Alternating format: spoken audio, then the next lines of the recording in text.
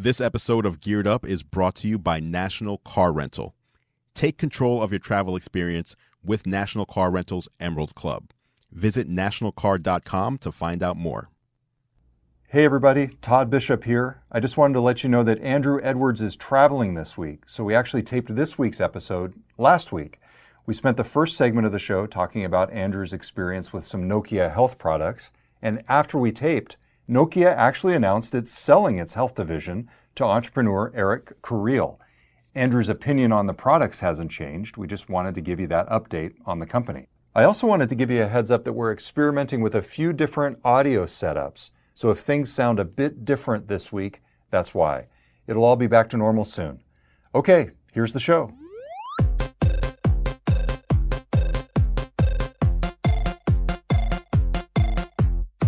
Welcome to Geared Up, brought to you by National Car Rental. I'm Todd Bishop. I'm Andru Edwards. Hey, we are going to be talking about some of our favorite devices this week, things that Andru and I have been using for quite a while now, a couple weeks in my case and more than a month in your case with what we're going to talk about. Andru's been testing out a combination Nokia Smart Scale and watch, right? Yeah, it's a fitness tracking watch. Yeah, so together, the goal is to be more connected to your health. Awesome, so we're going to get into that. I got lots of questions for you about that, Andru. Plus, I've made the shift back to Windows from Mac after about a decade on the Apple platform in terms of my laptop. So we're going to talk about that and what's been good, what's been bad, and maybe tips for other people who want to do the same, or a cautionary tale for people who might be thinking about it. I've got pluses and minuses that we want to talk about, and we're going to be jumping in and talking about Apple's move, potentially, into virtual reality. Okay. All that and more coming up this week on Geared Up. So let's jump in first with this fitness tracking setup that you've got here, Andru. What is this? So I've been testing out two products from Nokia Health. Nokia actually bought a company called Withings. You ever heard of them before? Yeah, absolutely. Okay, so Withings was purchased by Nokia and rebranded as Nokia Health. And so there's two products here. I've been testing out this smartwatch. This is called the Nokia Steel HR. The HR stands for heart rate. I'll let you hold that. If you look at it, if you look at the face, it actually doesn't look like a smartwatch, right? Yeah. It looks like a standard watch. It looks like a standard analog watch, not even digital. And it's got behind the minute and hour hand a couple different things. One's like a dial with 100% on it. Is that the battery? Mm-hmm. That's the battery. And then what is that? Is like a Is that like a solar panel? Screen. That's a digital screen. So if you start pressing the side button, you can pull up different stats, and you can also get like alerts on your watch as well. So it is a smart watch, but it's supposed to be minimalist. So for people who don't want an actual display screen on their wrist, they can have something that looks more like a watch that they can still get notifications and information from. So Andru, I'm seeing the first flaw in the design of this watch. What's the first flaw? Tell me. The hour hand right now, actually the minute hand, is blocking a pretty significant portion of the digital screen. It's going right up through the middle of it, and it's not impossible to read around it, but it certainly isn't. I don't know. I like the idea of having a classic watch that is made to be smart, but I don't know about this. Well, the only way you're going to put a screen on an analog watch is at some point during the day, there will be the second, no matter where you put it, the second hand is going to... Right. I don't even know if obscure is too strong of a word, will be in front of it. Yeah, it certainly blocks a part of it. Anyway, keep going. So what do you think of this so far? So if you look at the back, actually, you'll see a bunch of sensors on there. You've got the heart rate monitor. The other nice thing about this watch versus, let's just say, something like the Apple Watch will last 2.5 to 3 days on a charge. This watch lasts 25 days. 25 days. That's quite a bit longer than, for example, my Fitbit. Right. In terms of the overall battery life. So if you go on vacation or whatever and you forget your charger, you're probably going to be safe as long as you're not going on vacation on day 24. See, I've got a Fitbit and that's maybe a week. Right. It's very surprising. I mean, it has a bigger battery than a Fitbit because obviously the whole watch face would have a battery inside that casing, but it's from battery life perspective, it's very good. Now, you can also swim with it, water resistant, automatic swim tracking, so you don't have to hey, I'm about to go for a swim. It just knows. Based on how you're doing your... Yes. Yep, stroke. Yes. Yep. What else? I like the band. The band is, I know it's rubber. It's rubber, but it's like a comfortable rubber. Exactly. And they have different bands. You can swap them out to be, if you want different colors or whatever. And then it's got the heart rate monitoring. So it's always monitoring your heart rate I think it's like every minute. But then when you're doing a workout, it'll be, I think, every 10 seconds or so. So it's constantly monitoring your heart rate. So this is a watch from Nokia. Yes. So do you know the lineage on this? Because it got really confusing when Microsoft bought Nokia's smartphone business. Did they then create, and I think what happened was they created another company, or there was a remainder of the company that then got the Nokia brand back, and that must be the company that bought Withings? See, that is a little too deep for my knowledge. What I do know, though, as far as the lineage of this watch, Withings did make an earlier version of this called the Withings Steel. Got it. And so this is the Nokia Steel HR, adding the heart rate monitor to the back. Now the Withings Steel and also now the Nokia Steel, that has a longer battery life than this one, but this one with the heart rate monitor will go the 25 days. So do you know how much this one costs? Yes, this one is $180. So this watch is $180. $180 with everything that we just talked about. And also it does like the typical step tracking and, all that kind of stuff. Just the bare, right. those, whatever a Fitbit would do, this would do as well. I assume it syncs to an app on your phone? Correct. So there's the Nokia Health app, which this will sync with, and everything that this tracks obviously will get synced back to your phone. So including your heart rate. So during the day, if you do a workout, you can see how your heart rate went up or down. Some people said like during the Super Bowl, people would see their heart rate spiking depending on like where you were located in the country, and if it was your team playing or if you really invested in one of these teams, it actually would show your spikes and dips in your heart rate. So it's actually very accurate. It's actually doing a good job. So that is the Nokia Steel HR. Got it. Minimalist watch that does all the typical fitness tracking stuff with heart rate monitor built in and swim tracking as well, water resistant. So that's part one. Then part two is this right here. This is Nokia's body composition Wi-Fi scale. Now this is actually pretty cool. Now you were saying before we started, why would I want a scale that connects to Wi-Fi if I can just step on a scale and just see my weight, right? This is my dilemma. And in fact, I've been looking at my old bathroom scale and thinking, I really want to upgrade this thing. And I wrestle.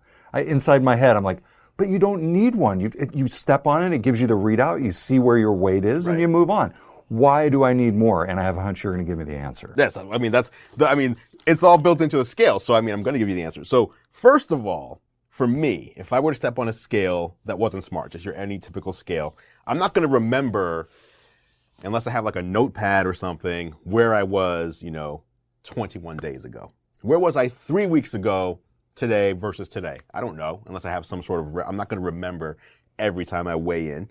With this, obviously, it's going to remember. So you get on the scale, it weighs you, it syncs to the cloud, it syncs to your phone. You can go in. I know you're an Excel guru. You love Excel, you love charts. Yeah, graphs. Yes, certainly. I wouldn't say guru quite. I haven't quite mastered the pivot table yet. But, okay. So can you export the data like in You can export the data. A CSV file? Yeah, but I would never do that. However, I will go into the app and it'll show me a line graph. Here's where you've been. When you step on the scale, actually, you can see right here on the box. When you step on the scale, it'll show you your weight, but then it'll also show you, okay, here's what you've lost since last time. And this is a line graph of the last 8 weigh-ins. So you can see where you've been over the last 8 times, but you can also see over time. Feel free to open that up, by the way. Yeah, so this is the Body Plus. Is that what this one's called? This is the Nokia Body Plus Wi-Fi scale. Now, aside from weight, this will also measure your fat mass. So the percentage of your body, which is fat versus not fat. It'll tell you your muscle mass percentage, so the percentage of your body that's muscle. It'll tell you your water percentage, and it'll tell you your bone mass. And it's going to tell you all this on the display, and it'll sync everything. It's actually pretty nice, right? Like this is Do you remember that thing with the Wii where you would stand on it? Oh, what was that thing the called? The fitness board. Yeah, the fitness board. It kind of, maybe the shape is, this is square. I think that might have been it was a rectangle regular, but and still, plastic. It kind of makes me, it sort of has that feel to it. But this is nice. This is a nicer glass instead of a plastic. Yeah. But again, so all those different measurements it's giving you. So it's not just about your weight. It's really trying to give you a whole look at your entire body composition, if you will, over time. I got to say, it's a little weird to see the classic Nokia logo on a scale. It's kind of, that is a little odd. It's kind of like, post-apocalyptic. Hey, that's Nokia for you. Now, let's talk about families. Yeah. So obviously, if you have a scale, most people are going to use it, right? This will support up to 8 people, different people, and it will automatically know who's stepping on the scale. I mean, I believe it does that through the weight. So if you weigh roughly the same as someone else, it'll probably have a more difficult time. It'll actually ask you who was stepping on the scale. But like if I step on the scale and my wife steps on the scale, we don't have to say, oh, this is Andrew. Like it just knows your general weight. So unless who it is. somebody lost, 40 pounds overnight or something. Yeah, in which overnight. case you got a bigger problem than which your is scale. weird. Right. I wouldn't mind losing 40 overnight. Gaining is weird. And then battery. So this runs on 4 AAAs, and the battery life is 18 months. Wow. Yeah, a year and a half. 4 AAAs, a year and a half. So this one sells for $100. Comes in black and white. And that is actually cheaper than one of the most popular Fitbit scales, the Aria 2, which sells for about $130, if I'm not mistaken. So this is really an interesting one. Now, does it only work in conjunction with the watch, or can you use it on its own? Oh, you can buy this on its own. You can buy the watch on its own without the scale. This is just like, this is when you're at home, and this is capturing everything on the go. So it just gives you a better picture of everything you've been doing. So if you have the watch on, you can say, I walked 3 miles today, and the scale, at the end result, the scale says this. So it just gives you a cleaner picture of, what you're doing throughout the day and what the result is. Let me ask you this. Has this changed your behavior? I think any smart fitness tracker will change behavior. So in other words, Nokia has made a good system here, but I don't think in order to change your behavior, you need to buy the Nokia system. But just being more aware of what you're doing throughout the day, how many times have you stood up today, how, even if you look and you see, I've walked, 1.8 miles. Well, let me see if I can get to 2. Like just that kind of stuff kind of does give you a different perspective on what you've been doing and kind of pushes you a little bit to just achieve a little more. It does. I've been using a Fitbit now for about 3 months, and I got to say, it initially had that impact on me where it was a game for me. I had to get to my 10,000. It's amazing how many steps 10,000 is. It is, yeah. Well, for people like us who work in an office and sit down a lot, because there's also people who are like, I see like, they'll hit like 50,000 in a day, like just on average. I'm like, what are you doing? Like, how are you doing this? I don't believe that. No, I've seen, trust me. That's an exaggeration. I've seen, I'm like, no exaggeration. I'm like, what are you doing? They're like, well, I work on my feet all day, plus I go for a walk to lunch and I walk back from lunch, and I'm like, wow, I just sit at my desk all day. See, to me though, as time has gone on, it's been more of a gut check in just how bad I suck. It's like, wow, 500 steps. Well, boy. Well, I'm not wearing this tomorrow. It's 4 o'clock. Yeah, I'm leaving that at home. I did actually, I quote, accidentally left it at home today. Okay. So, I mean, I think this still comes down to good old-fashioned human perseverance, I think. That's true. One thing I do want to say about Fitbit, though, we were talking earlier also, I'm not a big fan of Fitbit. Why not? Fitbit tries to keep everything in their walled garden. You have to go through the Fitbit app for everything. So Apple, if you use iPhones like you and I do, they have the Health app, the Health platform. Anyone can tie their products into that so that they can read or write to or from the Health app if you allow them to do so. Fitbit doesn't even allow you to pull in the data into the Health app. Nokia does. So you can use, like if you wear this watch, not only will it show up in the Nokia app, but it'll also show up in the Apple's Health app with all your other stuff. So if you have, let's say, diabetes or something, and you're tracking that in the Health app, you can then also pull in your steps and anything, your weight, all that into one interface. So I really appreciate any company, not just Nokia, that actually keeps their data open for you to use in other ways. And the practical impact, as you're alluding to, is you can get multiple different types of devices as long as all of them support that Apple Health app. Correct. And then you can just have all your data in one place. Yep. All right, so this week on Geared Up, we are talking about some of the gadgets and devices that Andrew and I have been using lately. Sounds like you're a fan of this whole approach with Nokia. Yeah, I like it. I recommend it. The watch is good if you're into minimalism. If you're not, if you want something that's more, flashy or smart, then maybe it's not for you. But if you just want to track your health, go with this. So remind folks again, it is the Body Plus. Body Plus scale, $99. And this is the Nokia Steel HR, $179. All right, good stuff. We will be right back on Geared Up talking about my favorite new Windows laptop. That's coming up next. A big shout out to National Car Rental for sponsoring this week's episode of Geared Up. Hey, Road Warriors. The latest tech puts me in the driver's seat every time I travel. Control your travel experience with National Car Rental's Emerald Club. You can bypass the counter and choose any car on the aisle, so you have more time to listen to Geared Up to find out what's going on in the world of consumer electronics and gadgets. Go national, go like a pro. Check them out at nationalcar.com. Subject to availability and other restrictions. Requires enrollment in the complimentary Emerald Club. Welcome back to Geared Up, brought to you by National Car Rental. And in fact, it is time for the National Car Rental Story of the Week. Yes, Geared Up is brought to you by National Car Rental. Go national, go like a pro. And by the way, I also do a show called Technically Speaking with National Car Rental, where I talk about the best tech and gear for business travel. That's right. You can find that on the Control Center at nationalcar.com or youtube.com/nationalcarrent. Yes, the latest tech puts you in the driver's seat of your travel experience. National Car Rental's free Emerald Club will keep you there. Awesome. So this week's National Car Rental Story of the Week. It's my shift back to Windows. This is a big one. I don't even know what to say about this. This is crazy. So we wanted to talk this week on the show about some of the favorite devices and gadgets we've been using lately. And I got to say, I have made a big move back to Windows. That is a big move. And it was driven by a device. I was in my neighborhood Costco actually picking up a ThinkPad from Lenovo, an X1 Carbon, for a new employee that we had at GeekWire. And I saw the device and I was like, I had a ThinkPad back in the day.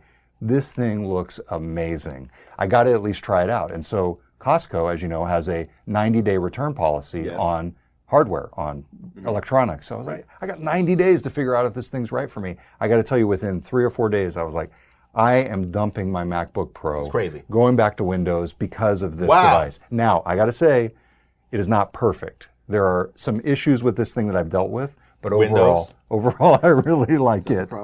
Windows actually I like that. We can talk about all this. Yes. So here's number one, the thing that I look for in a laptop personally is the keyboard. You're typing so much that this is just a key thing for me. A key thing. I actually like the Lenovo keyboard, the ThinkPad keyboard, better than I like the sort of more flat MacBook Pro keyboard. Yeah, well, there's been a lot of problems with the MacBook Pro keyboard that I've been seeing. I actually experienced this early on myself. So the MacBook Pro and the MacBook non-Pro have the new butterfly keys, which are super susceptible to like anything getting in there. Like even a piece of dust can disable a key, and you can't just pop the key out like you could on any other computer and spray it out and put it back on. It's like you have to take it in to Apple to get it fixed. I actually had firsthand experience with this. So the L key on my MacBook started sticking. Okay. And so I was playing around with it. I did a lot of searching online. There's actually a support article from Apple that contends at least you can use compressed air to essentially blow out underneath the key and it'll get rid of whatever's making it stick. I didn't try that because I didn't see that support article in time. I tried prying off the butterfly key, and can you guess what happened? It broke? It broke. Oh, man. So there's actually an online site that allows you to order new keys. So I had the L key shipped to me for about $15. That's an expensive key. In the meantime, I took the function key and swapped it over. So you broke the function key off? No, I took the function key. I actually did not break that one. I took it off, and so I was typing. All my L's were. I was hitting the function key where the L was supposed to be. I can't blame you for that. Like the keyboard here looks like an actually decent keyboard. It's a very good keyboard. So here's problem number one: the trackpad on almost every Windows notebook, laptop is substandard. Why is this? Why is this? I have a couple theories. I think this is a long time lingering legacy of the fact that the company that makes the operating system is not the company that makes the hardware. Right. In this case, obviously Microsoft makes Surface devices, and actually I think the Surface Book, Microsoft's notebook, is actually getting close to solving this problem. Now, here's the thing. The Lenovo trackpad, overall, I like it. Okay. And it works fairly well. I would say it's maybe a B overall compared to an A+ with the glass trackpad on the MacBook Pro. My issue is that it does this really quirky thing when I'm trying to highlight any text. It basically lets me go about 2 lines or 2 paragraphs down, and then it freezes when I'm using the trackpad. It's still usable. I also use, the little button that they do, and that works okay. I can do it. What I've done, and I have mixed feelings about this. I've gone back. There's no positive. I've gone back to a mouse. Show them what you're doing. Yeah, I've gone back to a mouse. He's using a wireless mouse full time with a laptop. Yeah, and you know what? I like it. I actually feel really good sitting here with my mouse. I don't know what it is. Something ergonomically, I realized this after doing this, something ergonomically about constantly using your thumb on the keyboard. If there's something more ergonomic about being somewhat parallel with your arms to the device. Well, I guess the thing with the MacBook Pro is the trackpad. Look at the trackpad. It's so huge that you can stay in an ergonomic position and have both thumbs on the trackpad. Absolutely. Well, at any rate, I really like the mouse. To me, the key on a mouse is getting one where you can't hear the button click, at least not across the room. So here, this is one of the Microsoft optical mice, and I made sure I spent a little bit more money just to get it because it's obnoxious to be sitting in the office and all you hear is this mouse click. Okay, let me see this for a second. Yeah. So this is the ThinkPad what again? This is the ThinkPad X1 Carbon. It sells at Costco. I got it for roughly $1,800. It has, It is thin. Yeah, it is super thin. This is thin. In terms of traveling, so I took it on a trip to Washington, D.C. I got to say, it was way easier to travel with than my MacBook Pro 13-inch. Wow. And this is a 14-inch screen. I think it's lighter. I have not measured them. I have not weighed them. It feels very light. It feels lighter. I got to say, the other thing is, on the MacBook, I do not like, what is this called? Touch bar. The touch bar. Thanks for invoking Siri. I don't use it. Thanks for invoking Siri on my touch bar. I don't like it. Did Siri really just recognize my fingerprint? That's the Siri button. Oh, okay. That's the Siri button. Okay. I never used it. All I wanted was the standard function keys back, and I just found no utility in it. I think it's sort of a cop-out by Apple in terms of not wanting to do an actual full touchscreen. Now, to be clear, this ThinkPad is not touchscreen either. Okay. Obviously, some Windows machines are. Overall, though, I really like this device. It's fast. I can give you a little bit of the specs if you let me look at it. I was going to read off the ports. You've got a Thunderbolt 3 port, USB-C configuration. You've got USB-C as well. Yep. Standard USB, which the MacBook Pro got rid of. You have an HDMI. Oh, that is a standard USB. Yes, standard You're USB, right. Standard HDMI, which also the MacBook Pro got rid of. So the MacBook Pro is all Thunderbolt 3. Yes. And this gives you Thunderbolt 3, but also gives you some of the other legacy ports. Now, I will say one thing I do miss from my original long ago ThinkPad was the SD card reader. That was always really cool to have. That's always nice to have. I don't know why anyone's getting rid of that, quite honestly.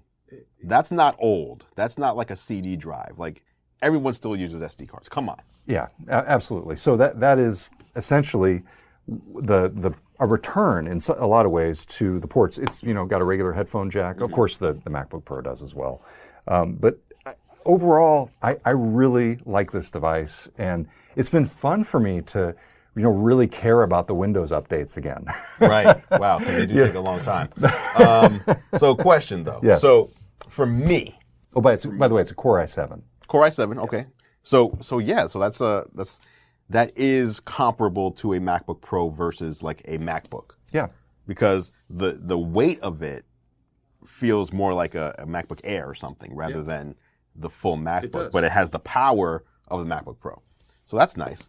I am more akin to choose something for software than for hardware. So I've often said things like, if the Samsung Galaxy S9 ran iOS, that would be the phone I would use, rather than if the iPhone 10 ran Android, I would, you know what I mean? Like, I'm more about, I need the software that I need, not the hardware. So you making this change, for me, it's harder to grasp because you're not just changing the hardware out, you're actually changing the entire interface of what you're doing. Or are you? Well, again, I don't know. That's a good question. Okay. Here's the fascinating thing, and this, I believe, is the manifestation of what Microsoft was concerned about a decade ago. Okay.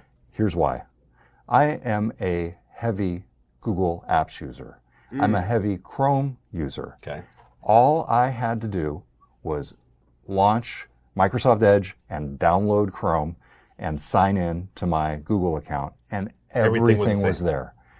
Essentially, Google has succeeded, in my case and in many other cases, in putting a layer on top of the operating system that actually matters more than Windows. Right. Now, I got to say, Microsoft did not go down without a fight in my battle, for example. They put up a whole bunch of ads when you search on Edge or Bing for Chrome. They put up a ton of ads like, oh, did you know that Microsoft Edge does this and this and this? Okay. There's always if you go back to Edge, they say, realize Edge is not your default. You want to switch back. They put up a fight. That said, for me, it creates this layer of continuity that really actually makes it easier to switch back to Windows. Right. So in some ways, it's actually good for Microsoft. You can switch between. Right. And I can essentially go day to day. I could pick up a Mac or I could pick up Windows. All my search history is saved, for better or worse. Right. This to me is an actually pretty easy switch. There was no pain. Right. So the difference for someone like you and someone like me then is you work a lot on the web, and the web browser is, for lack of a better term, your operating system. It is. Web browser is. Not entirely, and there were some things where I had to adjust. I have some favorite programs on Mac, my favorite screen capture program, my favorite audio capture program, all these, and video editing. I had to re-download a different version of that for Windows and pay for that. So it's not entirely seamless. Right. But for me, with the majority of my stuff in the browser, yes. But for you, I think it would be very different. For me, it's different because I'm using a lot of actual non-browser based software. Obviously, I'm in the browser all day too. But if I'm doing, for example, Final Cut, where I'm editing a video, there is no Final Cut for Windows. So not only would I have to, relearn or whatever you want to call it, the operating system, but I have to relearn an entirely new video editing platform, which to me would be way more difficult. That would be way more time consuming. That would be an argument for Adobe. Right, Adobe. Yeah, Adobe would have to. Exactly. Yep. So that is my favorite gadget of the past month for sure. It is a Lenovo ThinkPad X1 Carbon business laptop, 1080p screen, 14-inch display, 16 gigs of memory, 512 gigs of storage. That sounds very nice. SSD. All of that sounds very nice. Flash storage. Are you officially sticking with this because you still have your MacBook Pro? Have you officially made the switch, or are you still giving it the 90 days to see if you're gonna? Let me say this: I kept the box and I kept the receipt. Okay. I right now do not see myself turning back. All right, this is gonna be very interesting. Well, speaking of Apple, they have been rumored to be working on something brand new. Yes. And we're going to get into that right around the corner on Geared Up. Welcome back to Geared Up. We're talking about some of our favorite technologies this week. We talked about Andrew's favorite smartwatch and connected scale. Yes. And my fitness tracking. That's right. System. My favorite new laptop. And maybe this will be one of our future favorites. Apple is rumored to be coming out with a new virtual reality. Why are you laughing? I don't know, because it's complete fiction right now. That's true. True. But it's interesting to talk about because I think it presents an interesting opportunity for Apple. So let's talk about it. CNET reported recently that Apple is coming up with and developing its own VR system. So independent of the iPhone, essentially, they would have a box that would sit on your coffee table with connected VR devices communicating wirelessly with the box. And that is really the big trend in VR and augmented reality, is to shift to these essentially standalone devices that don't have to be tethered by wire to a computer. Right. So the wireless part is a big part of that. What do you think about this, Andrew? And can you put it in context of everywhere else Apple has been going with ARKit and augmented reality on iPhone? Do you see this happening? I see it happen. Well, the thing with Apple is Tim Cook has repeatedly, Apple rarely gives a glimpse into the future. They only tell you about a lot of companies do this. We talk about products that we've announced. We don't have any comment on future plans or products. That said, Tim Cook seems to be willing to talk about how important AR is to the future of Apple. And so AR, if it's as important as he's been leading on, probably won't just be confined to the iPhone, which right now is iPhone and iPad, but you have to have, this clunky device in front of you to experience AR, and you're only experiencing it on the, on the tiny screen. And AR is really going to take off when you just experience it in, your whole world rather than in a little device you're holding. So it would make sense to me that they are building something where you put on a pair of glasses and then you look through these glasses to see the world around you. And the AR elements are overlaid there. That makes sense. But isn't part of the story also that this is a VR and AR? It's AR and VR. And that's where I start getting confused, because VR means it's a virtual reality. So you're stepping into a fake reality, and AR, augmented reality, means we're changing the real world. So how do you do both? I think you have a camera on it. So in other words, you can either be completely occluded and only see the virtual world, or you have a camera that is then allowing you to lay those digital objects on top of the camera's view of the real world. I assume that's how they're going to do it. But here's the interesting thing. We don't know. And I think this has the potential at least to be another iPhone or iPad moment for Apple. And the reason I'm saying that is, you look at the Oculus, you look at the HTC Vive, they do what they do, but are we going to look at those someday as the VR equivalent of what the BlackBerry was or the Palm Treo was when Apple suddenly came out and said, no, this is what a smartphone is supposed to be. Right. This, to me, is the clearest indication of where Apple is going to be making its next big bet.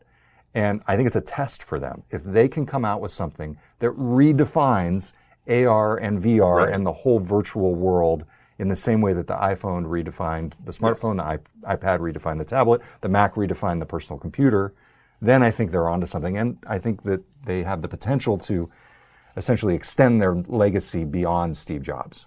Yes, that would be interesting. Because to me, the best product they've done since Steve Jobs has died is the AirPods.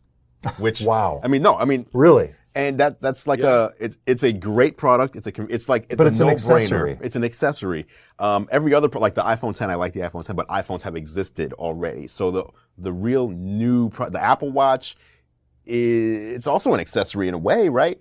So a new standalone product like this could, as you said, be similar to, we've observed an industry, and now here's our take on the industry. I don't think anything ever will be what the iPhone was, though. Like, the iPhone is the best-selling consumer electronic of all time. And I don't think there's ever going to be a product that so many people buy and have with them, because this, it seems like everything else is an accessory to the iPhone. So will this require an iPhone? Will this require, I don't know, but I don't see as many people buying glasses as I see buying a smartphone. So the rumor, at least, is that this will have an 8K display on each eye.